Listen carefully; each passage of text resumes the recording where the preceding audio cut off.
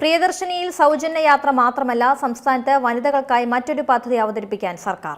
വനിതകൾക്കായി പലിശരഹിത വായ്പാ പദ്ധതിയും വരുന്നു. സൂക്ഷ്മ ചെറുകിട സംരംഭങ്ങൾക്കാണ് ഈ വായ്പ ലഭിക്കുക. പ്രിയദർശിനിയിൽ മാത്രം ഒതുങ്ങുന്നതല്ല സർക്കാരിന്റെ പദ്ധതികൾ.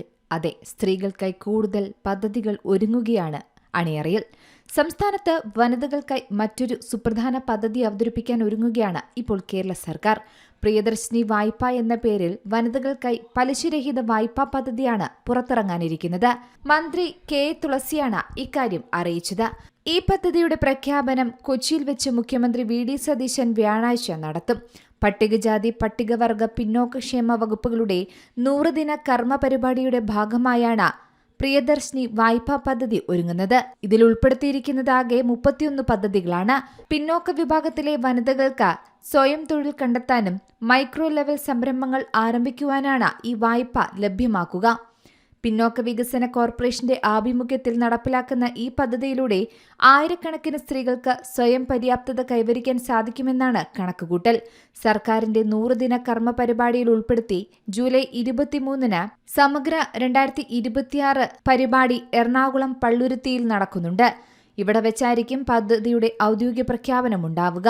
സമഗ്ര 2026 പരിപാടിയിലൂടെ ഏറ്റവും അടിയന്തരമായി 16,000-ഓളം ഗുണഭോക്താക്കൾക്ക് സഹായം എത്തിക്കുകയാണ് ലക്ഷ്യം.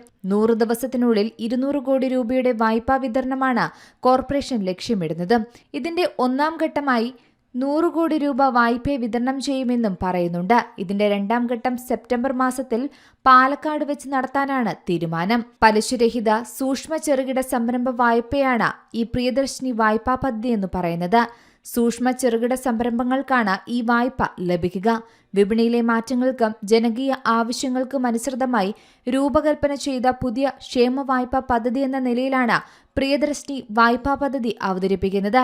വനിതാ ശാക്തീകരണത്തിനായാണ് പലിശരഹിത സൂക്ഷ്മ ചെറുകിട സംരംഭ വായ്പയായ പ്രിയദർശിനി പദ്ധതി എത്തുന്നത്. ഇതുകൂടാതെ കേരളത്തിലുടനീളം 50-ലധികം കുടുംബശ്രീ CDSകളിലും NGOകളിലും ഉൾപ്പെടെ 15,000-ലധികം ഗുണഭോക്താക്കൾക്കായി 100 കോടിയിലധികം രൂപയുടെ വായ്പ വിതരണം നടത്താനാണ് തീരുമാനം. News desk C Malayalam news. ഏറ്റവും പുതിയ വാർത്തകളും വിശേഷങ്ങളും വിരൽത്തുമ്പിലറിയാൻ സി മലയാളം ന്യൂസ് എല്ലാ ഡിജിറ്റൽ പ്ലാറ്റ്ഫോമുകളിലും ലഭ്യം.